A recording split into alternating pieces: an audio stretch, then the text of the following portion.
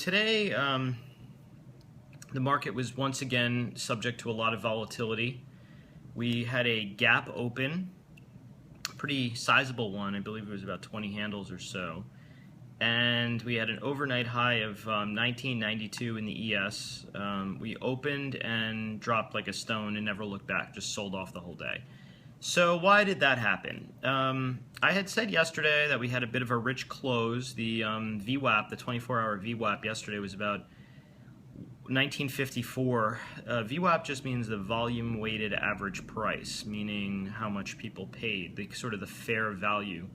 And we closed a little bit rich. We had a very large move up in Japan overnight. Their market is now moving as if we didn't have enough to contend with China. Oops, we now have Japan to contend with. Their market is now decided to start moving entire years worth of moves overnight. So they were up 7.7%. That juiced the futures. We went up, and I guess people took the opportunity to sell. A lot of people are still underwater and haven't had a chance to sell, and there are still a lot of margin calls that are going off. I got a lot of emails this last week and this weekend. I got a bunch. I actually have never gotten more emails than I did this week, and some direct messages. I qualify them as kind of the same. And the theme that was coming across was people who are dealing with a lot of margin and maintenance calls because they were overly long, and they got caught by the downside in the market. That's why you see these nasty sell-offs in the market, because people are being forced to liquidate positions. And they often sell what they can, not what they want, what they kind of want to. It's sort of weird psychology. They hold on to their losers and sell their winners. It's sort of like Gresham's law: the weak eventually bring down the strong. So let's go into the factors that I see as being important here. I will tell you, this isn't my first rodeo. I know a lot of you have not seen bear markets before, and you're probably getting a little bit nervous. So let's discuss the strategies on how to trade a more volatile market. First of all, I've been saying the entire year I haven't really liked the S&P. I thought that the consolidation pattern was I wouldn't say it was really bearish, but it wasn't bullish, and there was really, I didn't think, much of an edge, and I thought there was a lot of downside risk, and I've been saying that for weeks and weeks, and that finally came into play. You have now about a whole year's worth of almost a whole year's, it's like 9 months or so worth of consolidation of people who are now long and wrong up at very high prices in stocks. I've discussed in the past, and I'll reiterate it again. I know I have a lot of new followers. Thank you so much for following me. If you're not following me, by the way, my handle is @JustinPulitzer on Twitter, and I have a YouTube channel where I post weekend review videos. I post the rebroadcast of this show as well as some special edition videos, and that's Justin Pulitzer Trades on YouTube. You can find the link in my Twitter profile if you choose to do it that way. Anyway, the issue here that I see is that I'm trying to think of the best way to convey this to people.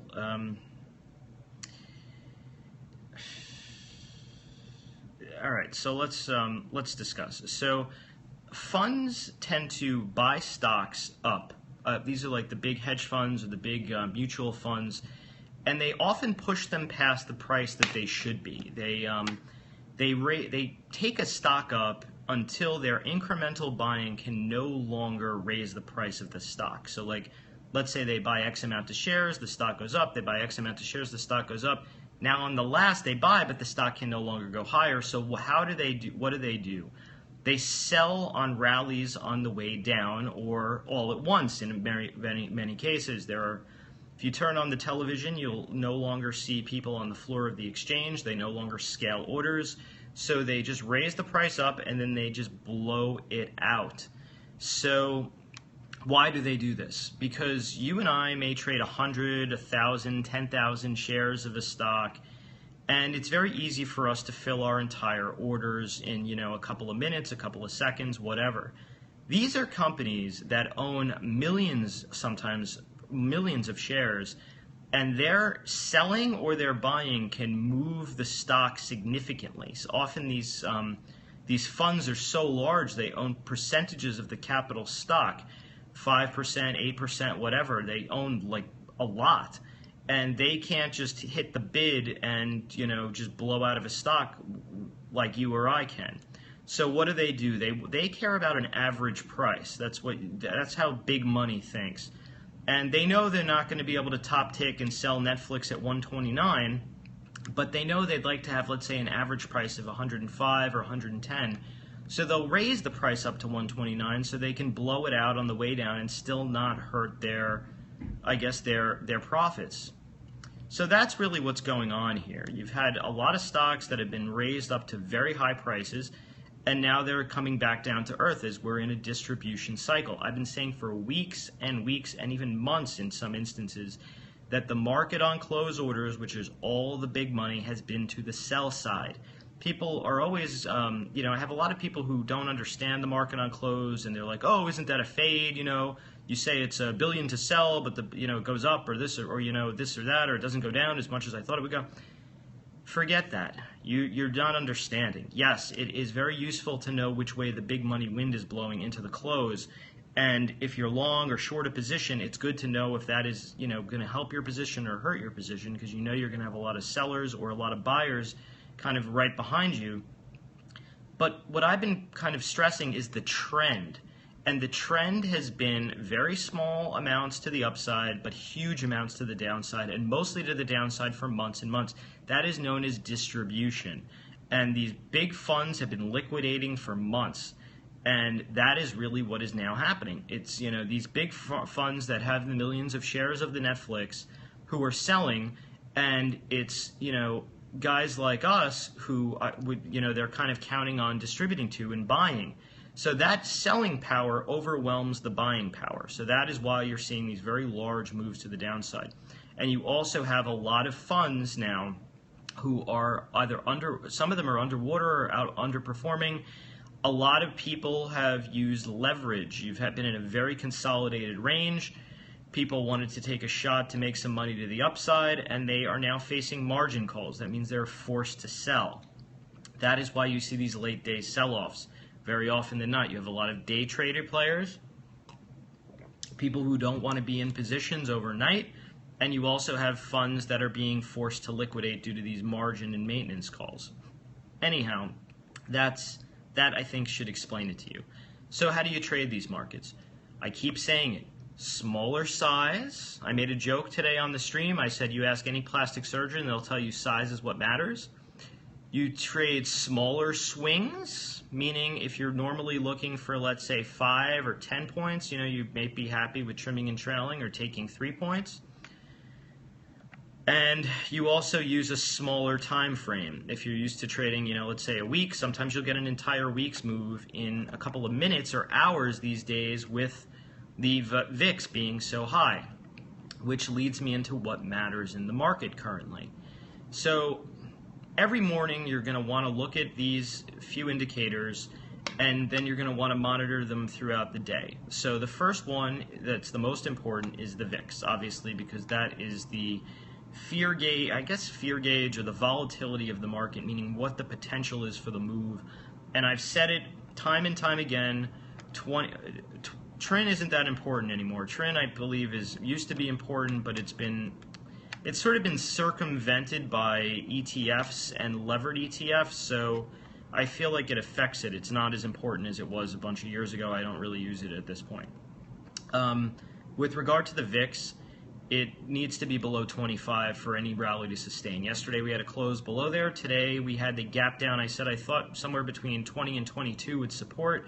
We supported at 21.5 and then rallied and closed back up pretty high. So that is not good.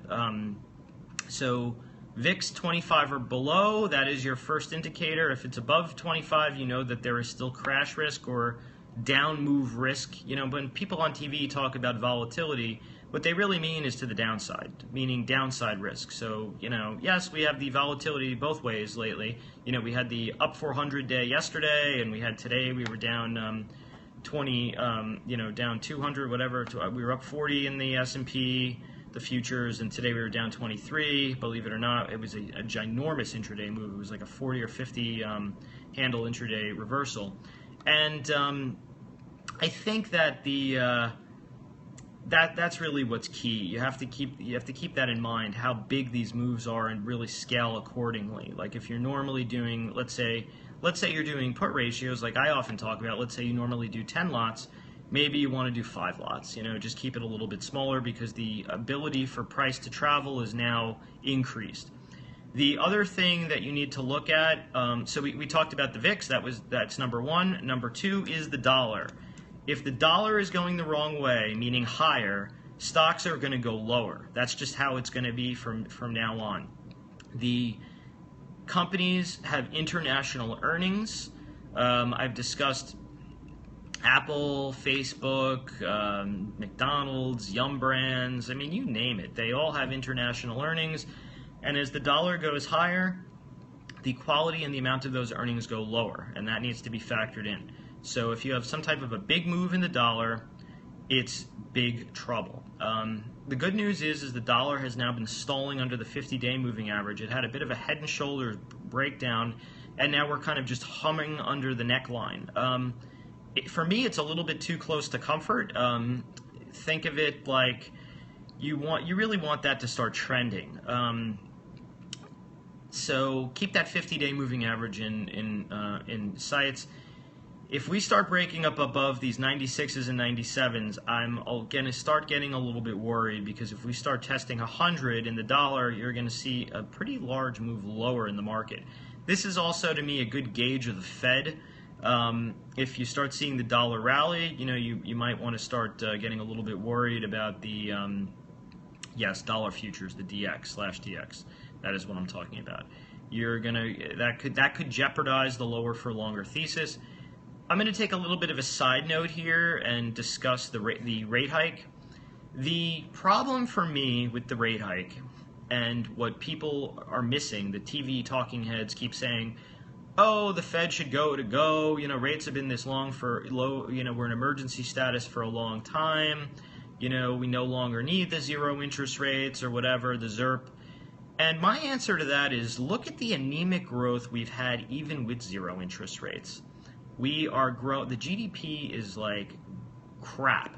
The first quarter was a 0.6% increase. That was revised from a negative number. Yes, we had a pretty large, sizable Q2 increase, but a lot of that was business that was pushed back into the second quarter that should have taken place in the first quarter. And the third quarter number, and that second quarter doesn't factor in the Asia meltdown that we've had, and we all know what's been going on in China and Japan. It's just been like down big. We've also had a bit of a pretty large pullback here. So the talking heads, what I believe they're missing is that commodities have been in crash mode. You've had oil down, copper down, natural gas down, the grains everything is down big. This means to me the risk is deflation, not inflation. The reason for a Fed interest rate hike would be to cool a overheating economy or to fight inflation. There is not any inflation, and we all know now with the stall speed growth, there is not a overheating economy. And if this is the best we can do at ZIRP, entering a hiking cycle during a slowdown, a global slowdown, we now, by the way, have warnings also to the Fed about raising interest rates, now twice from the IMF and now twice from the World Bank. BFF Lagarde, who, by the way, always has an amazing tan, I don't know, she must be spending a lot of time on the French Riviera, has asked Yellen to not raise rates. The World Bank has now done this twice. The G20 didn't quite want to put pen to paper, but they also were a little bit hesitant. And I believe that this would be doing the U.S. a huge disservice, considering Europe and Asia are in a race to devalue their currencies to help their exports. The U.S. already is a net importer. We have a problem with exports. We have a trade deficit. what amazes me is all these people who want to talk tough, and I've had these amazing conversations with people who are so impassioned and think they know what they're talking about, but they don't even know what the difference between the national debt and the deficit is. It's incredible. That should be a citizenship question, by the way. Anyway, I will enumerate. The trade deficit is a big problem in this country, and if you watch some speeches, whether or not you like him or not, for Donald Trump, he is correct. Caterpillar cannot compete with like a Komatsu from Japan because of the currency difference. You're getting a huge built-in discount to Komatsu just because of the currency. The Fed would exacerbate this enormously with a Fed interest rate hike. We already have a fairly strong dollar. If they hike interest rates, that dollar is going higher. It also will mean that the stock market has to go lower. People are not figuring in. They keep talking about, oh, it's a quarter of a point, it's no big deal. That is correct. It is no big deal. We have been at zero interest rates for a very long time here. We are in a policy of accommodation. Excuse me. If the Fed raises interest rates, they are now no longer in a policy of accommodation. They are tightening money supply into a slowdown. The big problems in the markets have been, over the last few years, the big crash in 2000, the pullback in 2003, and we all know what happened in 07 to 09, have been credit contractions. You do not want to make money more expensive into slowing growth. You only want to do that into accelerating growth. And we are stall speed at best and very, very vulnerable to shocks, particularly, and I highlighted this in an article, out of Asia. And it's happening just like I said. This will be a debacle if they decide to hike. I believe that the Fed this summer wanted to talk down the stock markets, but we are way off of where we were just even a few weeks ago. And I think that a Fed hike would be really foolish at the moment. If I were a Fed governor, I'm not, unfortunately, I'll tell you, I'd be running that place a lot differently, would be to see at the very least the Q3 GDP and growth estimates. I want to debunk the fact that people think we have a really good employment situation here also. Yes, we've had jobs growth. We've had a fairly steadily, we've been adding jobs. The problem is this. First of all, we had a huge miss, by the way, on jobs numbers this past Friday, and for some reason the TV talking heads, seemed to think it was was okay, all steam ahead. The quality of jobs. First of all, we know that the quality of the jobs. We have bartenders and waitresses. That's who's getting jobs. We know that manufacturing jobs, and this is not speculation. This is all in the employment data. We know that the manufacturing jobs have been getting destroyed, and we know oil and energy jobs are getting smashed with the price of oil going down. ConocoPhillips is like laying people off by the tens of thousands. Whether or not you agree with this or not, companies will fire their workforces before they cut their dividends. Exxon isn't cutting their dividend. Chevron will try not to cut their dividend. All of these companies will start firing people before they cut their dividends. It doesn't matter what you think ideologically. That is what will happen. So this is really what needs to happen. You need the Fed, and let me tell you, they look like geniuses right now. They've said everything is transitory.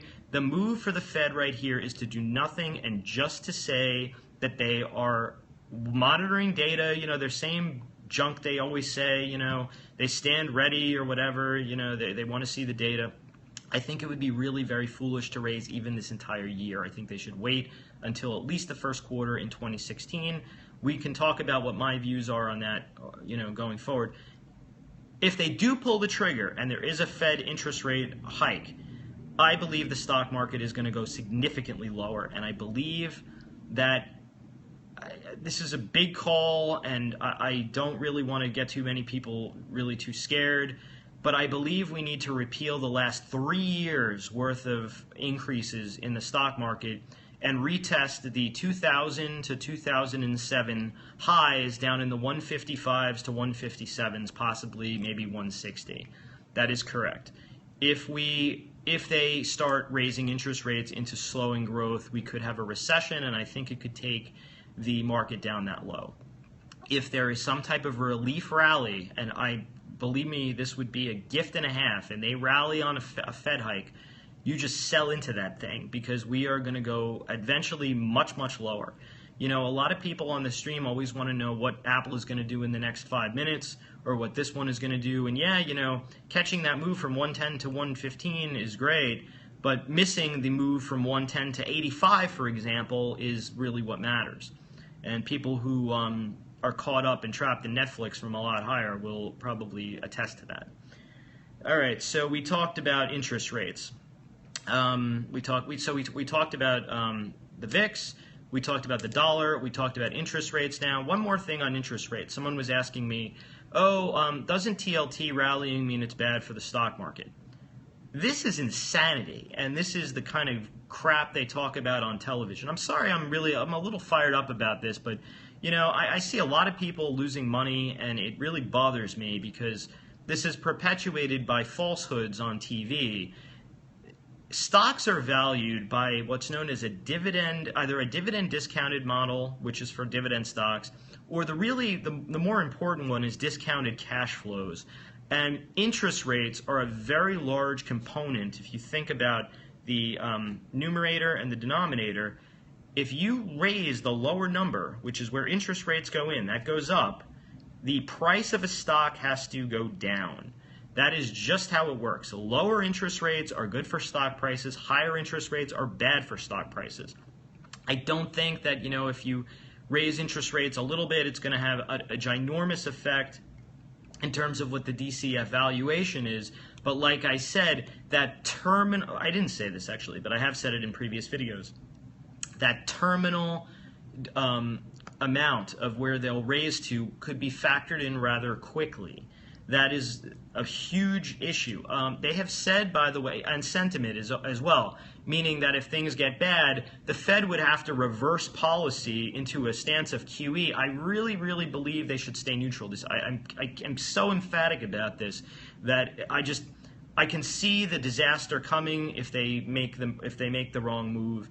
And let's just leave it at that. I've gone over it. I don't want to beat a dead horse, but you discount a company's cash flows based on interest rates, and the higher the interest rate is, the more of a discount you need, meaning the lower the stock price you need for that to kind of reach that end target. So we've now covered that. The last and the most important, I shouldn't say the last and most important component, because it's really not. It's sort of like the least, but it is the one that's driving the headlines, and that is Asia. If you are going to have a stabilization in the markets, you need to see Asia stabilize. They are trading entire years moves in overnight sessions. 7.7% in Japan is not healthy. It's good that it was up. If it was down, we would have been, you saw how badly we got crushed today. I can't even imagine what it would have been if they were down 7.7%. We'd be having one of those really crappy opens. If you're one of those people who panicked and puked and sold on that down 1,000 or 1,400 point day, and then we're buying yesterday up 400, you're trading wrong, and you need to just sit on the sidelines. Just sit it out. You're going to get yourself killed. Trust me. You kind of want to do a George Costanza almost. You want to do the opposite. You know, when the market's down really brutally after multiple days, that's when you want to be buying. And if it's up after multiple days, you know, 2 or 3, you want to be selling. We are now into a new range. I had discussed this a little bit on the stream today, and I had said that we were gapping into. Yesterday we kind of closed right at the lows of the other range, which was with the 197.86. Today we got really close. I think we even kind of tagged it. Was the 199.84 was the high of the day. 199.47. So we got close to that 199, between 199 and 200, and then we sold off pretty hard, and we closed a little bit into the gap. I'm thinking we probably closed the gap here to at least the 190, maybe the 192s. And the lower end of that range is really like kind of like 1900, somewhere between 1900 and 190 and 188. Let's stick to apples here. We're in SPY. So that to me is the sort of like the new consolidation range. The danger that that poses is that the longer, like we had the liquidation break right out of the range, right? We've had those multiple days down. We bottomed at like the 180, 181, what is this, 180, 182.40, and we rebounded up pretty quickly. The problem is that we didn't rebound up all the way, and the longer we stay in consolidation below the upper range, the more bearish this is, meaning that if prices can't go higher, they will go still lower, and maybe even a lot lower. I do think we will be in this consolidation range for a little bit longer, probably until the Fed decision next week. I think they moved it. Usually they do a Tuesday, Wednesday meeting. This week I think it's Wednesday, Thursday. That's a little bit of a bummer, right? Because now we kind of have to just like sit tight through the week before, you know, we get the big move out of range. And next week, I believe, is factoring in a fairly chunky move. You know, even for the next 2 days, SPY is fitting in $3.40, about $3.45, and next week we've priced in a $7.05 move. That's a lot. So we should, and maybe that'll even get higher if we have a rally. I'm sorry, if we have more of a sell-off. I think that, and I've said this before, that for the market to go higher, it's unfortunately going to have to prove itself with a lower high in the VIX. We've just been kind of listing lower in the VIX and then just kind of just like chopping around this 125. I think we're going to have to rally up maybe even to 40 in the VIX, and then it would have to either accept prices higher and go still higher, and then we have, you know, another crash on our hands here, or it would have to immediately back off and then sell off, and then I would say that we probably can have a rally into the end of the year, and that would be a really good. I think would be really dependent on the Fed at this point. So let's see what happens with regard to that. Anyway, let me. So those are really the key points we should be discussing. Or you should be looking at every morning. Check it in the afternoon, and then check it on the close. Again, the VIX. 25 or below, key. The dollar, how is that, if that's up or down? Oil prices, up or down, really key. If oil is crashing, that's sort of the proxy for global growth, if oil is up or down. And then, of course, Asia. How is Asia doing? You could take a look if you want. EWJ is Japan's ETF, or FXI is China. And you could also look at how some of those proxy stocks are doing, like, the Baidus or the Alibabas, or, the JD whatevers, these stocks. Anyway, let's discuss Apple. I don't even need to look at the chart to know what we need to discuss with Apple. Apple needs to hold the 109s. If it loses 109s, it'll probably be a pretty quick trip to 103s, 100s, maybe 95s to 92s, and then 85, where I think it would be an absolute screaming buy for the entire year. I don't know if we're going to see that. That would coincide, by the way, with a much, much larger correction. If you get Apple down to 85, you're probably looking at, a major, major, major crash in the market. Anyway, if we can hold the 109s and get above, I do need to look at the chart for this. I know the downside. I need to know the upside a little bit more. I would say today's high of day, you need to get over the 114s. If you could get over the 114s, let's say 114, 115, then I think we could see the 119s to 120s. The descending 50-day moving average is 118.52. That would be a trim and trail point if you're going to take that as a trade. And then, I would say that the real breakdown took place around the 119.75 to, 119.22. So somewhere in the 119s, I would think. That would be the trade. Someone asked me about Netflix. I've been a little bit bearish on Netflix. Today you had, I did say this in the weekend, yesterday on the stream, and I posted someone was giving me a hard time about this, and what's great about timestamps is they don't lie, right? I had said yesterday that I thought a lot of people were chasing the short in Netflix and that there could be some type of a squeeze higher. Today you got that, although the close was really rather mediocre. It was still under 100. I won't really want to change my view on Netflix being bearish until we get over the 103.88. I would say maybe to 105s. So I'm going to give you trades for both directions if you want to play it both long and short. And guess what? It'll be cheap to do so because they're going to be call and put ratios. So I think that the play would be up to the 50-day moving average for a move higher. And I would play that by playing, this would be in the 9 days to expiration, I guess now 8 days to expiration. It would be long the 109 calls and short 2 times the 113s. I believe the break even there would be somewhere around the 117s, which is roughly into where the resistance starts. If you started taking out those shoulders like the 117 and the 118s, the 119s, then I really think that there's going to be a fundamental change in the stock, and it's probably going to go really a lot higher. That's why it has to be a really near-dated type of a thing, and you have to look at the expected move. The play for the move down, I'm playing it with 2 put ratios, the long the 185s and short 2 times the 80s, and also long the 75s and short 2 times the 70s. So it's the 85-80 and 75-70. I have those on for this week. I'm a little bummed we weren't. I really would love to see Netflix just get smashed and those make some bucks, but you know, whatever. I put it on for a ratio, so it didn't cost me anything. The trade was paid for by the credit, so no big deal. Why am I thinking these numbers? Where am I coming up with these? Right. The close on Netflix on the down day was the 96s.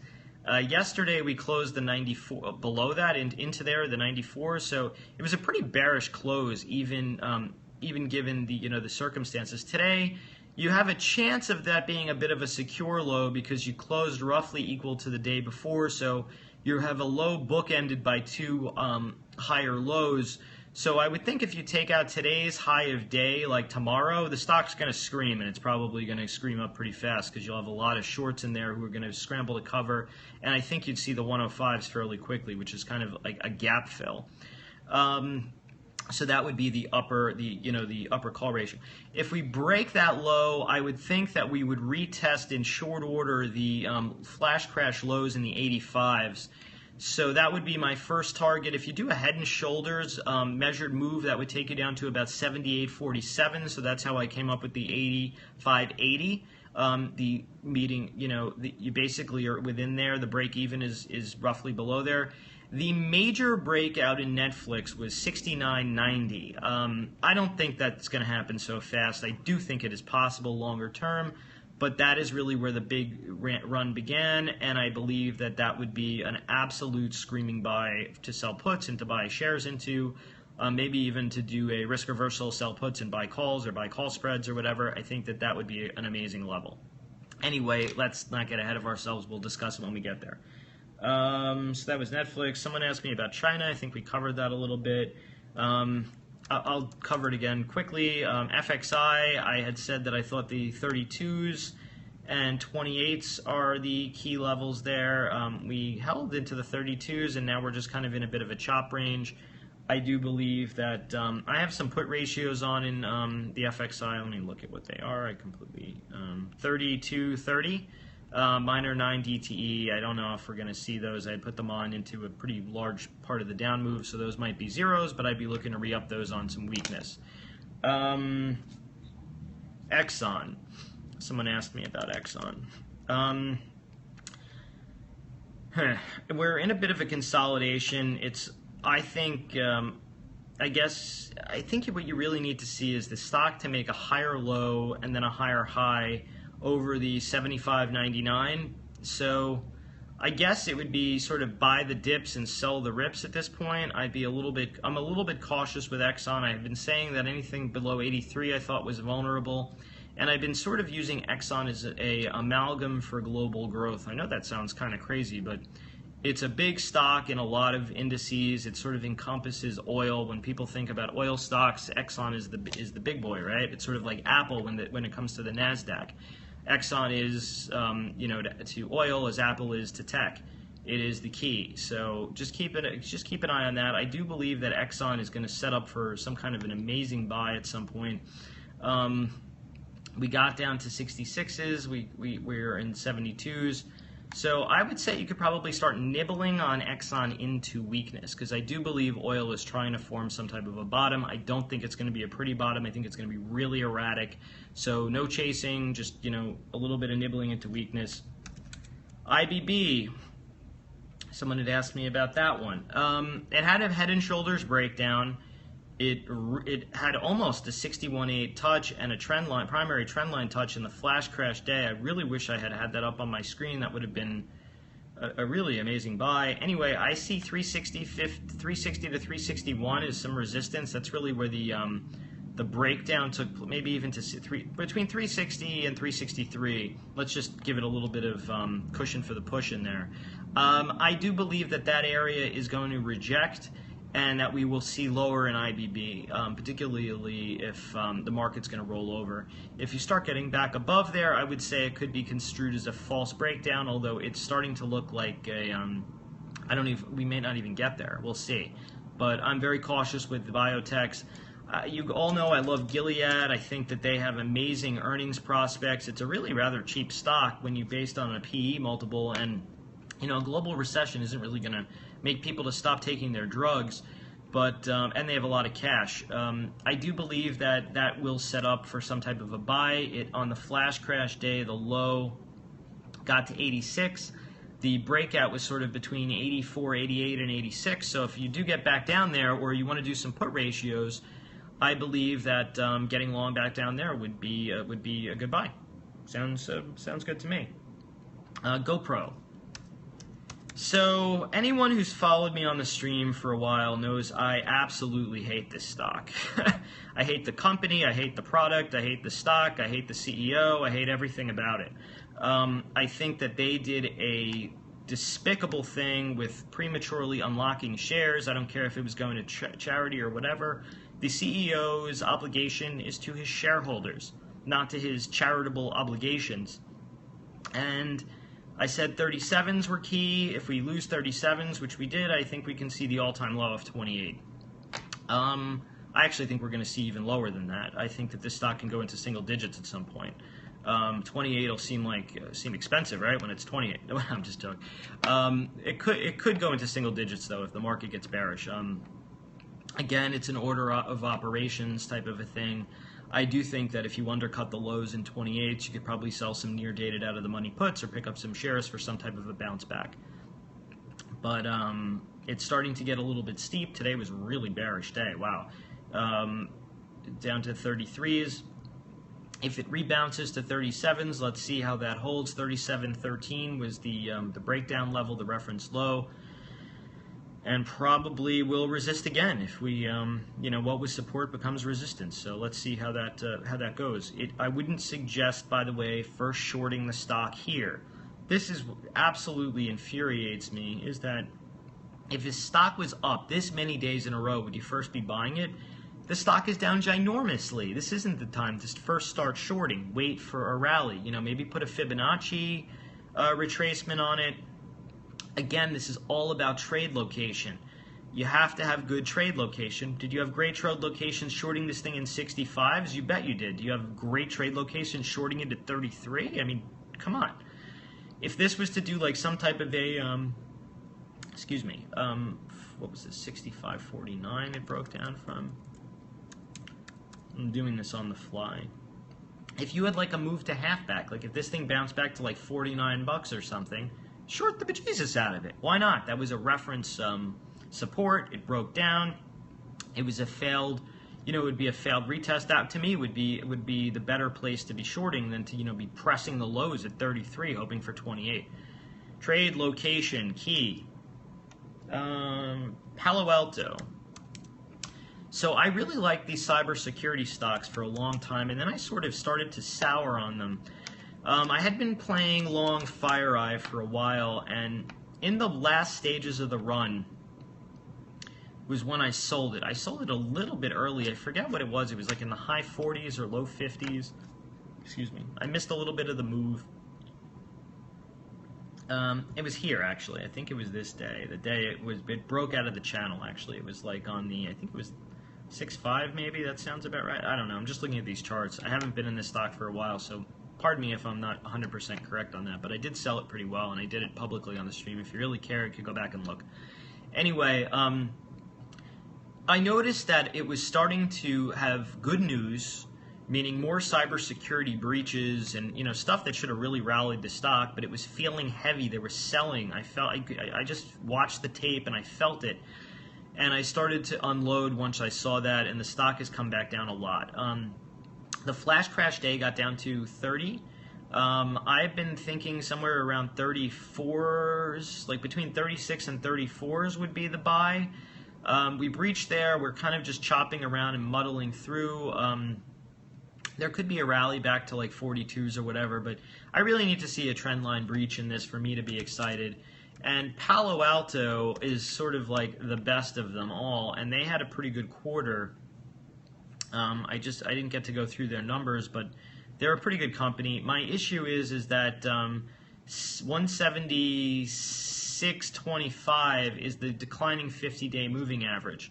The move here is technically a breach of the downtrend line. Let's see if it holds, and let's see if there are sellers at the 50-day moving average. I'm looking at it now in after hours, or I'm about to, and it looks like, wow, 175.99 was the high, close to the 50-day moving average. So I guess people are use that to sell. You really need to clear that, in my opinion, for still higher, and if that happens, maybe we get a retest of the old all-time high. Bigger picture, I'm fairly bullish on these companies. I'm just not sure if their stocks have sort of peaked. That is also starting to look a little bit like a declining head and shoulders. You really need to clear those 176s to 180s for me to start seeing the pattern really start to shift. TLT, I covered it briefly, but let's discuss it again. The 119s are key. That was sort of the breakout. Anything below there to me gets real iffy down to the 117s. Today we opened up into the kind of the beginning. We opened a little bit into the 119s, but rallied all day. We did close back above the 50 and the 100-day moving average, which to me is good. As long as it's below 123.15, I still believe it's a little bit vulnerable. If it does clear there, then I think we see the 126s, maybe 127s for the gap fill pretty fast. This is going to, of course, depend on the Fed, so let's be a little bit cautious with TLT.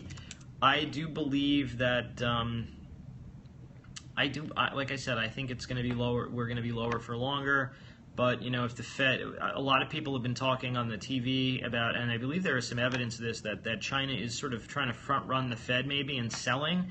They're building a lot of new military equipment. I'll discuss that at another point in time. But they are probably trying to fuel some of their own growth, and why not sell some U.S. Treasuries? And we discussed the VIX already. Anyhow, I think we're going to leave it there. I think we had a pretty productive session today. Like I said, if you're not following me, my handle is @JustinPulitzer on Twitter. I post all kinds of good stuff, I think. My YouTube channel is Justin Pulitzer Trades. Be sure to follow me on there. You'll get notifications when I post new videos. And let's have a really good week. Thanks so much for watching. If you have any comments or questions, be sure to tweet me them or leave them in the comments section. I do believe that I believe in feedback. I really like to know. You guys help me make this better. And I want to keep making the videos better and better. So the more feedback I get, the more I can tailor these toward what you guys really want. Anyhow, let's have a good rest of the week, and cheers.